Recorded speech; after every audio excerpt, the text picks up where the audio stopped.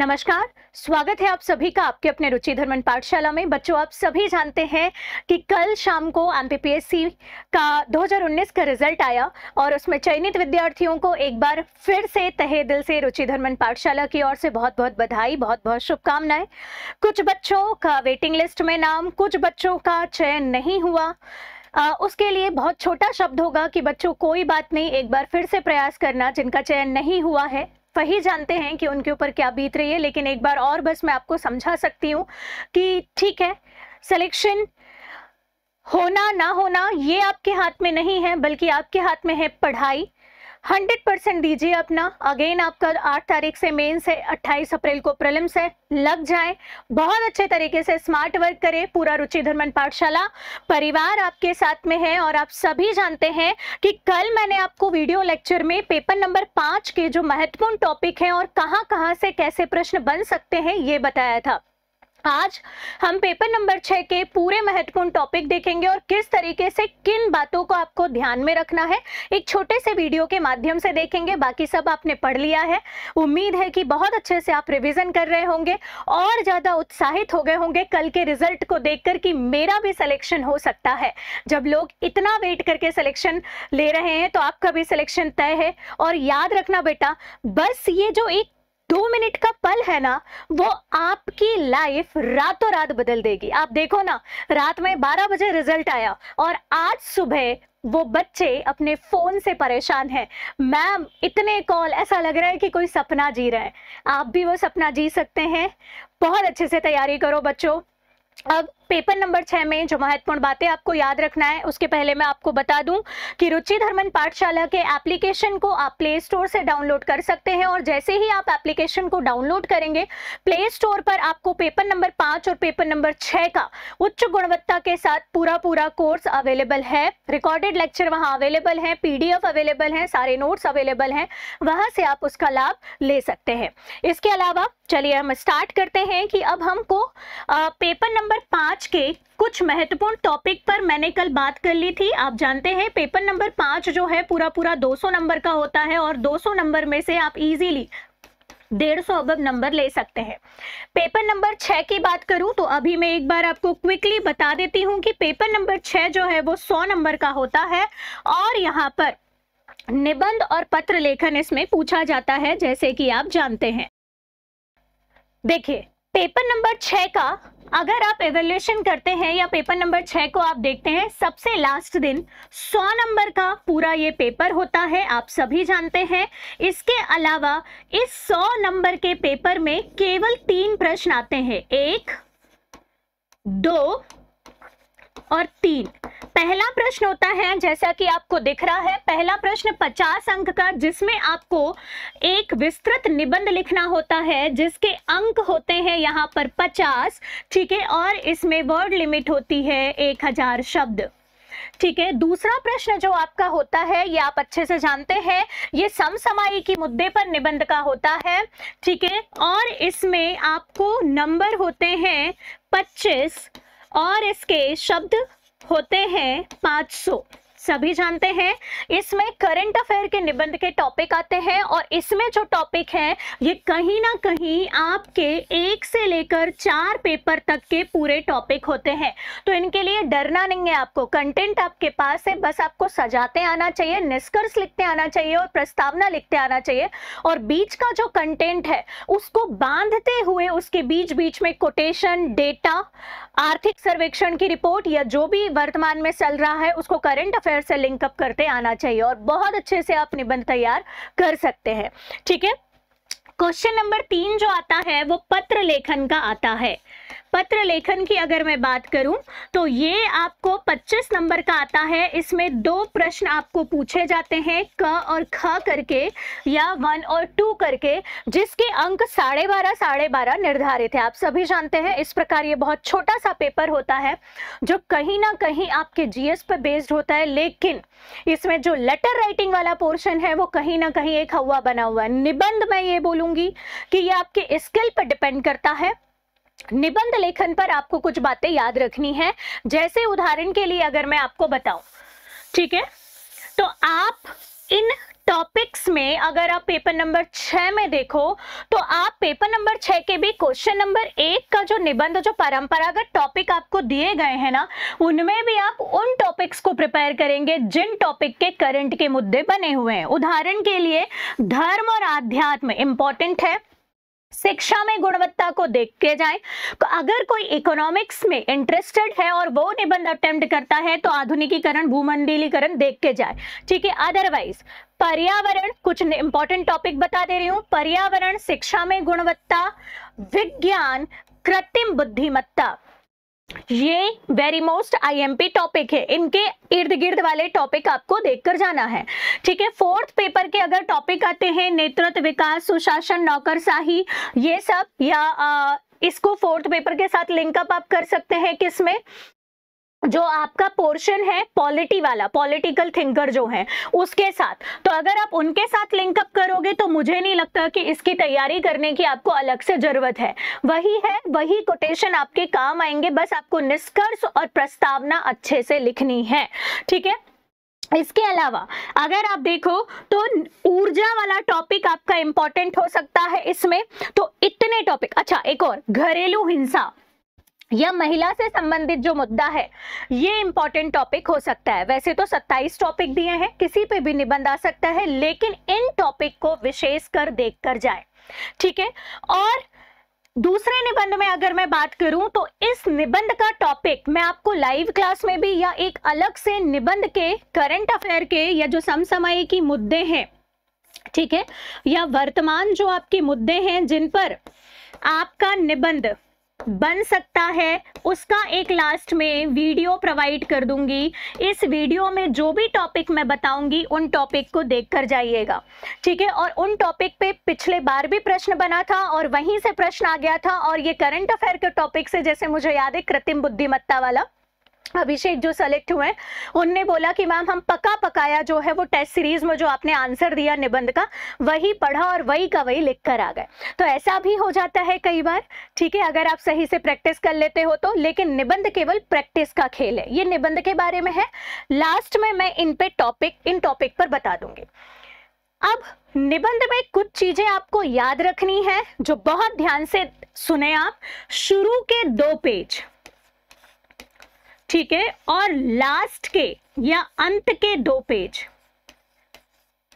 जिसमें आप इसको वर्तमान से जोड़कर या इसका उपसंहार लिखते हैं, ठीक है। उपसंहार लिखते टाइम आपको भविष्योन्मुखी बातें करनी है, या एक आशावादी दृष्टिकोण अपनाना है, या एक आपको सकारात्मक अंत करना है विथ कोटेशन, जैसा कि मैंने बताया हुआ है, ठीक है। प्रस्तावना लिखने के मैंने आपको 10 से 12 तरीके बताए हुए हैं। आप अभी तक ये इवोल्वेट कर चुके होंगे कि आपको कैसे निबंध लिखने पर ज्यादा नंबर मिलते हैं, क्योंकि हर एक बच्चे की अपनी एक मानसिक क्षमता होती है, आप सभी जानते हैं। हर कोई शायर नहीं हो सकता, हर कोई इकोनॉमिक्स में अच्छा नहीं हो सकता, हर कोई साइंस में अच्छा नहीं हो सकता। तो प्लीज अपने पॉजिटिव पॉइंट को, सब्जेक्ट को पहचाने, और जो भी आपका पॉजिटिव सब्जेक्ट है अपने टीचर से वो कंसल्ट करें, उनको निबंध लिखकर बताएं अलग अलग टॉपिक पर। और जो आपका पॉजिटिव टॉपिक है, जिस हिसाब से आप अपनी प्रस्तावना को खुद से मोल्ड करना जानते हो, वही आपका पॉजिटिव पॉइंट है, और आपको उसी प्रकार की प्रस्तावना लिखनी है और उसी निबंध को अटेम्प्ट करना है। बार बार बोल रही हूं, निबंध अटेम्प्ट करने के भी नंबर होते हैं। बात समझ में, जो मैंने आपको बताया हुआ है, ठीक है, कि 4 में से आप कौन सा निबंध अटेम्प्ट करते हो, इस पर आप 5-6 नंबर की लीड वैसे ही ले लेते हो, ठीक है। तो ये विशेष ध्यान रखना है। शुरू के 1 पेज में आपकी प्रस्तावना होगी। प्रस्तावना बहुत शानदार होनी चाहिए, कैसी भी आपको बनाना है आप अपने हिसाब से देखिए। आप नाटकीय प्रस्तावना बनाते हो, आप ऐतिहासिक प्रस्तावना बनाते हो, या आप बोलना चाहिए पृष्ठभूमि का जो है परिभाषा से स्टार्टिंग करते हो, जो भी आपको लगता है आप कर सकते हो, आपने अभी तक ये सीख लिया होगा, ठीक है। दूसरी बात, वर्तमान मुद्दे के टॉपिक मैं आपको दूंगी लास्ट डे पर, उनको देखकर जाना है, ठीक है। अब आती है बारी क्वेश्चन नंबर 3 की। क्वेश्चन नंबर 3 जो है सबसे ज्यादा परेशान करता है, और एक ट्रिक देती हूं। वैसे तो आप ये टेस्ट सीरीज में जान सकते हो, आप चाहे तो इनका सीक्वेंस चेंज कर भी मतलब sequence in the change. Paper को अटेम्प्ट करने के तरीके आपने देखे होंगे और आपके टीचर ने आपको बताया होगा कि आप पहले अगर प्रारूप लेखन अटेम्प्ट कर लेते हैं तो इस पे ज्यादा नंबर लिए जा सकते हैं रेदर देन निबंध। तो प्रारूप लेखन में जब आपकी नंबरिंग अच्छी होती है तो आपको इसको बहुत अच्छा लिखना है, भले ये लास्ट का प्रश्न है तो क्या हुआ, ठीक है। और इस प्रारूप लेखन में मैं आपको बता रही हूँ शासकीय पत्र, अर्धशासकीय पत्र, परिपत्र और कहा गया हमारा प्रतिवेदन, आदेश और अधिसूचना, ठीक है। कितने बताए मैंने? 6 बताए, शासकीय, अर्धशासकीय और परिपत्र। वेरी वेरी मोस्ट इंपॉर्टेंट, लिख कर ले लो, प्रश्न आएगा, ठीक है। अधिसूचना, प्रतिवेदन और आदेश, इतने को बहुत अच्छे देखकर जाना है। बाकी पढ़ने तो आपको पूरे हैं, लेकिन आप देखिएगा क्योंकि अथवा में प्रश्न आता है, इसमें आपको इसमें से अथवा मिल जाएगा और ये पक्का आने वाले प्रश्नों में से है क्योंकि इसमें लिखने को बहुत सारी चीजें होती है। और लेटर राइटिंग में एक जो सबसे महत्वपूर्ण बात याद रखना है, याद रखिएगा हमेशा, लेटर राइटिंग में बेटा किसी भी कंडीशन में जो क्वेश्चन नंबर 3 है उसकी चेकिंग 3 चीजों पर होती है। पहला ये होता है अगर आपकी फॉर्मेटिंग गलत है, कहने का मतलब कार्यालय का नाम, क्रमांक, दिनांक, जावक नंबर, विभाग का नाम, उपविभाग का नाम, किस पत्र में प्रतिलिपि लिखते हैं, कैसे प्रति लिखा जाता है, प्रति के कितने अंग होते हैं, विषय वस्तु का विस्तार कैसे किया जाता है, क्या विषय वस्तु पॉइंट में लिखी जा सकती है, अगर लिखी जा सकती है तो कैसे, इन बातों का ध्यान रखते हैं तो आपकी नंबरिंग अच्छी होगी। कहने का मतलब सबसे पहले फॉर्मेट पर ध्यान देना है कि कार्यालय का नाम इधर उधर नहीं होना चाहिए, क्रमांक, दिनांक, जावक नंबर, पूरा जो खाका है वो अच्छा बनना चाहिए, पहला। दूसरी बात होती है कि फॉर्मेट के अंदर जो आपने कंटेंट लिखा है वो कंटेंट उच्च गुणवत्ता पूर्ण होना चाहिए, वैधानिक शब्दों का प्रयोग करके होना चाहिए, प्रशासनिक पारिभाषिक शब्दावली या जिसको मैं बोलूं औपचारिक शब्दों का प्रयोग करते हुए होना चाहिए। और तीसरी महत्वपूर्ण बात होती है कि जब कभी भी आप ये फॉर्मेट को लिखते हैं तो यहां पर किसी भी प्रकार की अशुद्धि या फिर काटा पीटी, ठीक है, ये नहीं होना चाहिए। अशुद्धि और स्वच्छता का ध्यान रखना चाहिए क्योंकि अगर आपने इतनी चीज कर ली तो आपको इजीली फॉर्मेट में 12.5 में से 8-9 नंबर तक मिल सकते हैं या 25 में से आप 20 नंबर इजीली ले जा सकते हैं, लाया जा सकता है, ठीक है। रेदर देन निबंध में सबसे ज्यादा नंबर फॉर्मेट में मिलते हैं, फिर छोटे निबंध में मिलते हैं और सबसे कम मिलते हैं बड़े निबंध में। तो ये सीक्वेंस सीधे का उल्टा चलता है, ठीक है। तो ये मेरे तरफ से कुछ छोटी सी बातें थी जो आपको ध्यान में रखना है पेपर 6 में। सबसे पहले फॉर्मेटिंग पर ध्यान दे, एक बार और बता दे रही हूं, सबसे पहले ध्यान दीजिए पत्र पर, पहला, ठीक है। और पूरे पत्र पढ़कर जाना है, लेकिन जो मैंने बताया पहले वो और शुरू के 3 तो घोट के पी जाओ, क्योंकि अगर आपको शासकीय पत्र, अर्धशासकीय पत्र की फॉर्मेटिंग आती है तो आप, और मैं बोल रही हूँ अगर शासकीय की भी आ गई ना तो आप पूरे पत्र की फॉर्मेटिंग उसी में चेंज कर करके पढ़ लोगे। तो स्टार्टिंग के 3 लेटर वेरी मोस्ट IMP, ठीक है। पत्र के बाद में आपको जो छोटा निबंध है उस पर कमांड करनी है, क्योंकि छोटे निबंध में आप जब इसकी स्टार्टिंग करते हैं ना तो बहुत ज्यादा विचारों के साथ खेलना नहीं होता बेटा, ठीक है। अपने मनोगत भाव नहीं आते, पुनरावृत्ति दोष यहाँ पर नहीं होता या क्रमबद्धता दोष आने की पॉसिबिलिटी कम होती है क्योंकि लिखने के आपके पास कंटेंट सफिशिएंट होते हैं, ठीक है। इसीलिए ये अटेम्प्ट करना और इस पर ध्यान देना, ठीक है। और लास्ट में आपका आएगा क्या, बड़ा निबंध, ठीक है, या दीर्घ निबंध आप इसको बोल सकते हैं। इस चीज को आप, इस निबंध में आपको याद रखना है कि ऐसा रिप्रेजेंटेशन हो कि 800 या 850 नंबर, सॉरी नंबर नहीं, शब्द, 800 या 850 शब्द लिखना है और वो शब्द दिखने ऐसे चाहिए कि वो 1000 शब्द लिखे हों। That is called smart work, ठीक है। और ये लिखने का पूरा तरीका मैंने आपको बताया है, क्यों, क्योंकि याद रखना बेटा इसके लिए समय सीमा होती है इस पेपर की 2 घंटे, 3 घंटे नहीं होते। और 2 घंटे में आप अगर कैलकुलेशन करो तो आपको 1750 वर्ड लिखने हैं। रजनीकांत नहीं हो, पहले 1500 वर्ड लिखने होते थे 2 घंटे में, उसमें प्रश्न छूट जाता था, ठीक है, और 1750 वर्ड अगर लिख रहे हो तो प्रश्न छूटने की पॉसिबिलिटी या गुणवत्तापूर्ण आपका निबंध लेखन नहीं होगा। इसीलिए 1750 पूरे वर्ड ना लिखकर वर्ड को चुराओ और उसको ऐसा रिप्रेजेंट करना है बेटा कि वो लगे कि 1750 है। ठीक है, तो इस तरीके से आपको कुछ चीजें मैंने स्मार्ट वर्क के तौर पर यहां पर बताई जो आपको याद रखना है।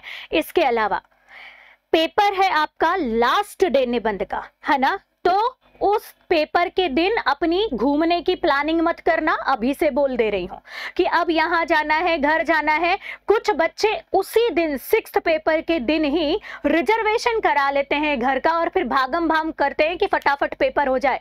याद रखो मूर्खों, मेंस देने का मौका हर किसी को नहीं मिलता है, और मिला है तो उसको भंजा लो, है ना। लास्ट डे किसी भी प्रकार की हड़बड़ी नहीं होगी।